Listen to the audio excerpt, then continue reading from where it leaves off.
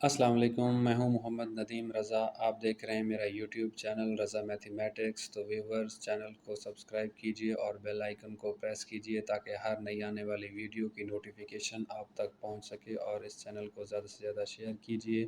تو آئیں ویڈیو کا آغاز کرتے ہیں۔ آپس میں ضرب کھا رہے ہیں، تینوں کا جواب سیم آتا ہے، تو یہ کون سی خاصیت ہے؟ تلازم بلحاظ ضرب۔ اس کے بعد ہے 7 ضرب ایک، تیسرا سوال۔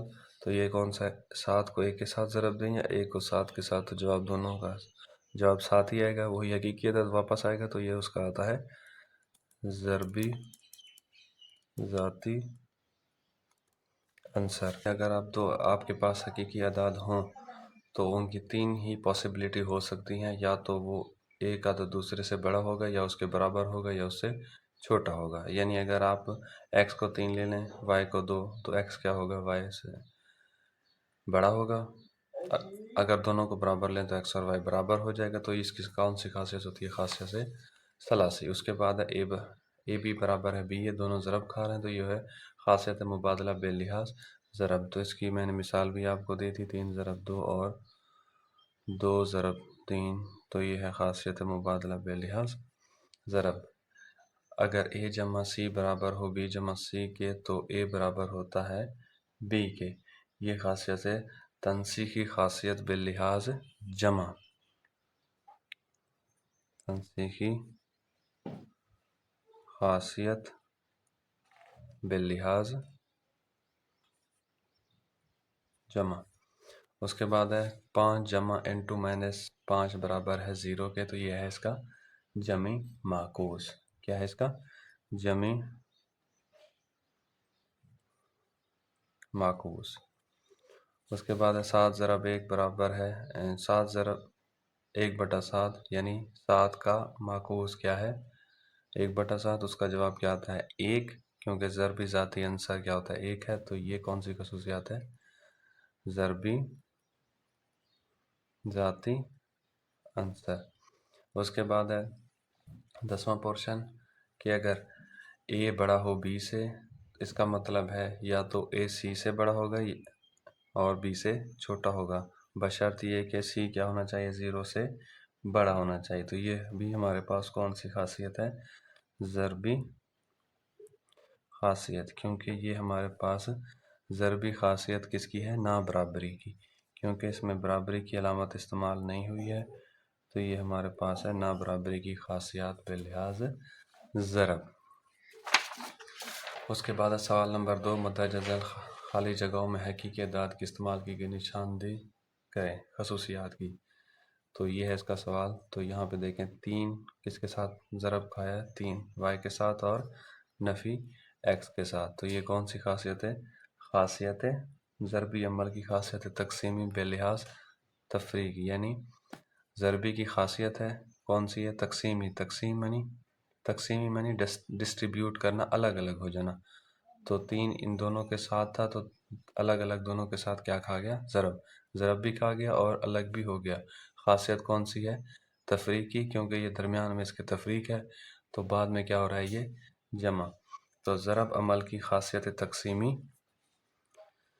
ضرب عمل کی خاصیت تقسیمی باللحاظ جمع۔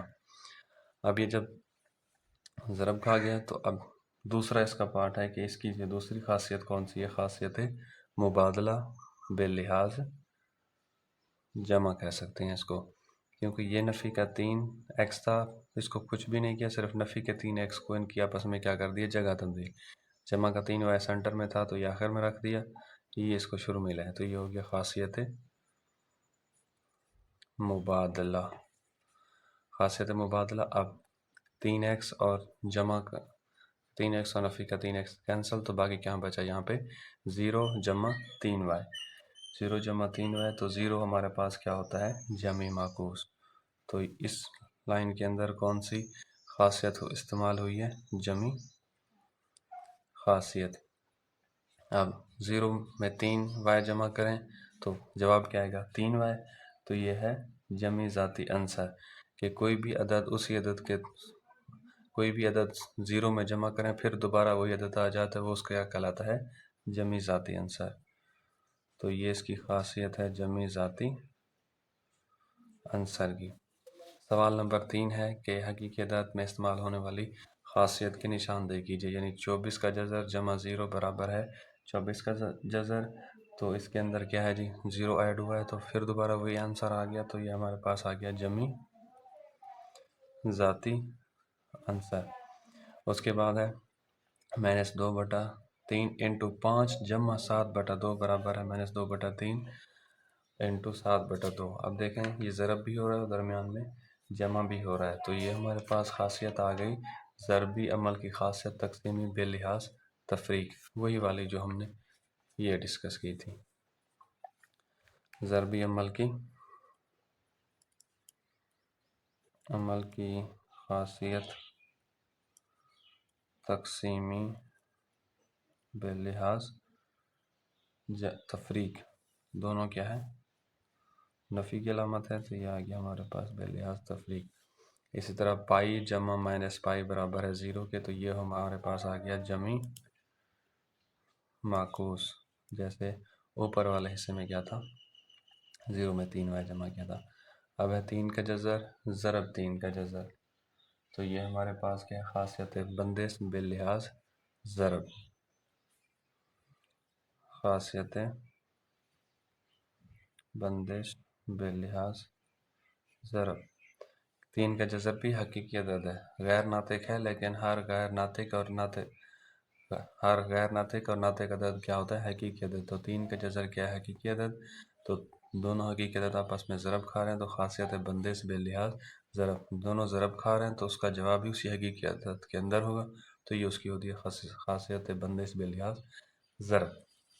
اس کے بعد ہے -5/8 انٹو -8/5، یعنی اس کو اس کے ساتھ کینسل کر دیں، اس کو اس کے ساتھ، نفی کے ساتھ نفی کینسل، جواب آئے گا ہمارے پاس 1۔ تو یہ اس کا کیا کہلائے گا؟